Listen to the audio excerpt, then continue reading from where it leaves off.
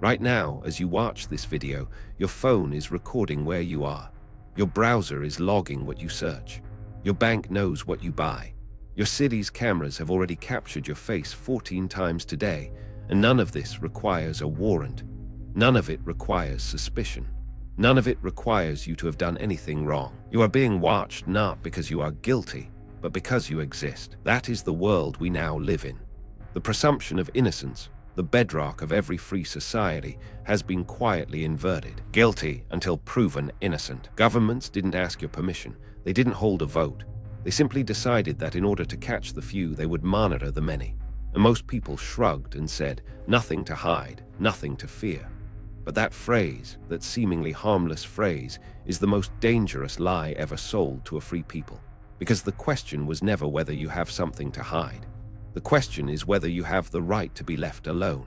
Today, we're going to trace exactly how they turned every citizen into a suspect, who benefits from it, and why the consequences are far darker than you think. Every free society was built on a simple deal. The government serves the people, and in exchange, the people grant it limited power. Limited, that word mattered. The Fourth Amendment in the United States didn't exist by accident. It was born from rage. British soldiers used to barge into colonial homes with general warrants, searching anything and anyone without cause. The founders said never again. The right of the people to be secure in their persons, houses, papers, and effects, against unreasonable searches and seizures, shall not be violated. That was the deal. You are free until there is specific evidence you committed a specific crime, not suspicion, not a hunch, evidence. For 2 centuries, this principle held. Police needed warrants. Courts needed probable cause. The burden was on the state to justify intrusion into your life. The government had to prove you were guilty before it could investigate you. That was the original bargain. And then came a single day that changed everything. A day that gave governments the excuse they had been waiting for. But what happened next wasn't about safety. It was about power. September 11th, 2001. The day fear became currency. Within weeks of the attacks, the Patriot Act was signed into law. All 342 pages of it. Most members of Congress admitted they hadn't even read it. They voted for a law they didn't understand because they were told it would keep America safe. And hidden inside that law was something extraordinary. Section 215 allowed the government to collect any tangible thing relevant to a terrorism investigation. Any tangible thing. That phrase was stretched so far it eventually covered every single phone call made by every American citizen, not suspected terrorists, everyone. The NSA began hoovering up metadata on billions of calls. Who you called, when, for how long, where you were standing when you made that call. Everyone is a target. And here's what makes this truly chilling. They told you it was about catching terrorists, but internal documents later revealed that the vast majority of data collected had nothing to do with terrorism. If this pattern is starting to disturb you, good. Hit like and subscribe to keep exposing what they hide, because what comes next reveals just how deep this rabbit hole goes. In 2013, a former NSA contractor named Edward Snowden leaked thousands of classified documents. And the world saw, for the first time, the scale of what had been built. PRISM, that was the name. PRISM gave the NSA direct access to the servers of Google, Facebook, Apple, Microsoft, Yahoo, and more. Every email, every chat, every photo stored in the cloud, every search query, all accessible without your knowledge and often without a traditional warrant. But PRISM was just the beginning. There was X-Keyscore, which allowed analysts to search through vast databases of emails and browsing history in real time. There was Boundless Informant, which tracked and mapped the intelligence collected country by country. The NSA routinely lies in response to congressional inquiries about the scope of surveillance on Americans. And it wasn't just America. The Five Eyes Alliance, the US, UK, Canada, Australia, and New Zealand shared intelligence and surveillance data, creating a global dragnet that no citizen could escape. They built a machine that treats every human on Earth as a potential threat. But here's where it gets worse. The technology didn't stay with the intelligence agencies. It trickled down, And that brings us to something most people still don't understand. The surveillance state didn't stay in Washington. It moved to your neighborhood. Facial recognition cameras now blanket major cities across the world. London has over 600,000 CCTV cameras, one for every 14 residents. Beijing has over 800,000. New York, Chicago, Los Angeles, they're all racing to catch up. Watched, tracked, logged always, but cameras are just the surface. License plate readers scan millions of plates daily, building a database of where every car has been and when. Stingray devices mimic cell towers, tricking your phone into connecting so police can track your location without a warrant. Predictive policing algorithms analyze data and flag neighborhoods and individuals as likely future criminals. Think about that for a moment. An algorithm is deciding whether you might commit a crime before you've done anything. This is not science fiction. This is happening in cities across America and Europe right now. Companies like Clearview AI scraped billions of photos from social media to build a facial recognition database that law enforcement uses without your consent. Your face has become your identity card, and you never agreed to carry it. And still, most people have no idea. But the truly terrifying part isn't what the government collects. It's who else is collecting it. Here's the part that should keep you up at night. The government doesn't even need to spy on you directly anymore. It just buys the data from corporations that already do. Your smartphone tracks your location every few seconds. Google stores years of your search history. Facebook knows your political views, your relationship status, your spending habits, your deepest insecurities based on what you click. Amazon knows what you buy. Your smart speaker knows what you say in your living room, and all of this data is for sale. In 2021, it was revealed that the US military purchased location data from apps including a Muslim prayer app used by millions. No warrant required, no probable cause, just a credit card. When the product is free, you are the product. Data brokers, companies you've never heard of, compile profiles on every American. Your income, your health conditions, your browsing habits, your political donations, all bundled and sold to anyone willing to pay. Your life for sale. The Fourth Amendment was designed to protect you from government intrusion. But nobody anticipated that corporations would collect more data than any government ever dreamed of, and then simply hand it over. And this leads us to something even more disturbing. If you want to see where mass surveillance leads when there are no limits, look east.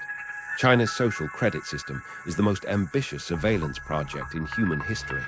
Every citizen receives a score based on their behavior. Pay your bills on time, your score goes up. Jaywalk, your score drops. Criticize the government online, your score plummets. Obedience, and the consequences are real. Low scores mean you can't buy train tickets, can't fly, can't get a mortgage, can't send your children to certain schools. Your social credit score determines your freedom. Over 26 million airline tickets and 6 million high-speed rail tickets were blocked in a single year for people with low scores. Facial recognition cameras identify citizens in real time. AI monitors online conversations. In China, the algorithm decides who deserves to participate in society. Western leaders point to China and say that could never happen here. But consider this. The technological infrastructure already exists in the West. The data is already being collected. The only thing missing is the political will to connect the systems. Same tools, different flag. And if you think that political will could never emerge, I need to remind you of something very recent. The pandemic was a stress test for civil liberties, and civil liberties failed. Almost overnight, governments around the world implemented tracking systems that would have been unthinkable in 2019. Contact tracing apps monitored who you met and for how long.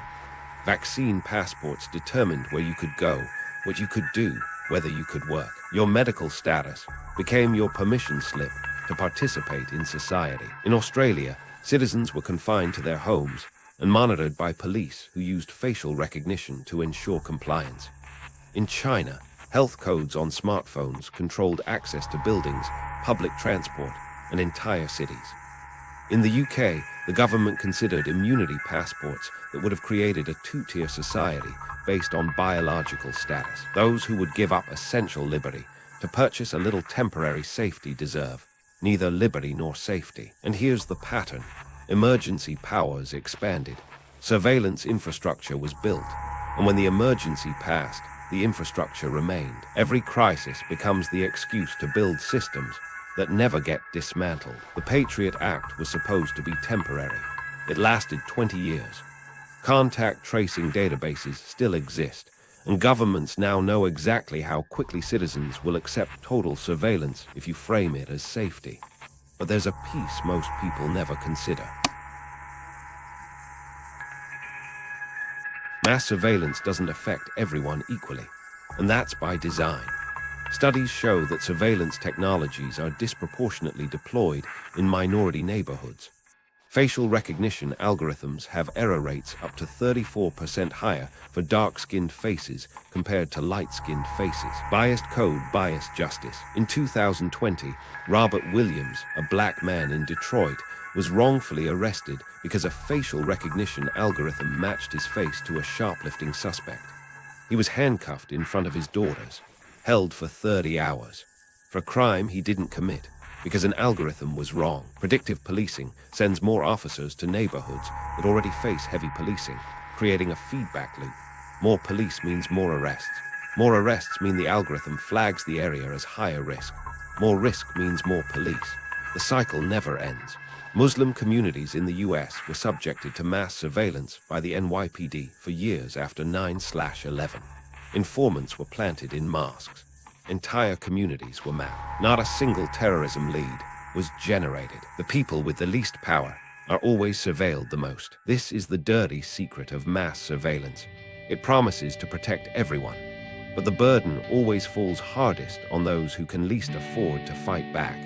And this connects to an even larger truth.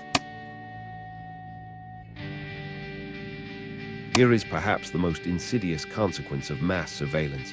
It doesn't just catch criminals, it changes how everyone behaves. Researchers call it the chilling effect. When people know they're being watched, they self-censor. They avoid controversial topics. They don't attend protests. They don't search for certain things online. They don't contact certain people. Silence. A 2016 study published in the Berkeley Technology Law Journal found that after the Snowden revelations, Wikipedia searches for terrorism-related topics dropped by 30%. People weren't becoming less curious. They were becoming afraid. Visibility is a trap. The philosopher Jeremy Bentham designed the panopticon, a prison where inmates could be watched at any time, but never knew when they were actually being observed. The result was that prisoners policed themselves. They behaved as if they were always being watched. Digital panopticon, built for you. That is exactly what mass surveillance creates. A society of self-policing citizens who avoid saying what they think, searching what they want, and associating with whom they choose. Not because it's illegal, but because it might look suspicious. You don't need to arrest people to control them. You just need them to know you're watching. And that brings us to the final question. So where does this leave us? We've traced the arc from constitutional protection to mass surveillance, from specific warrants to blanket data collection, from innocent until proven guilty to monitored until proven harmless. The most dangerous shift in modern history happened without a single vote. But here's what they don't want you to realize. You still have power. Privacy tools exist. Encrypted messaging, VPN, privacy-focused browsers, supporting organizations like the Electronic Frontier Foundation and the ACLU that fight surveillance in court, demanding transparency from your elected officials about what data they collect and how they use it. 1. Use encrypted communication tools. 2. Support privacy legislation and organizations. 3. Demand transparency from your government. 4. Educate others about digital rights. The argument was never about having something to hide. As Snowden himself said, arguing that you don't care about privacy because you have nothing to hide is like saying you don't care about free speech because you have nothing to say. Privacy is not about secrecy. It is about autonomy. It is about the right to think explore, and exist without a government or corporation watching your every move. If you made it this far, comment presumed innocent to prove you understand what's at stake. Question everything, trust nothing. Every government lies. The question is, what are they lying about? The truth is out there. You just have to follow the money. Subscribe if you want to keep digging.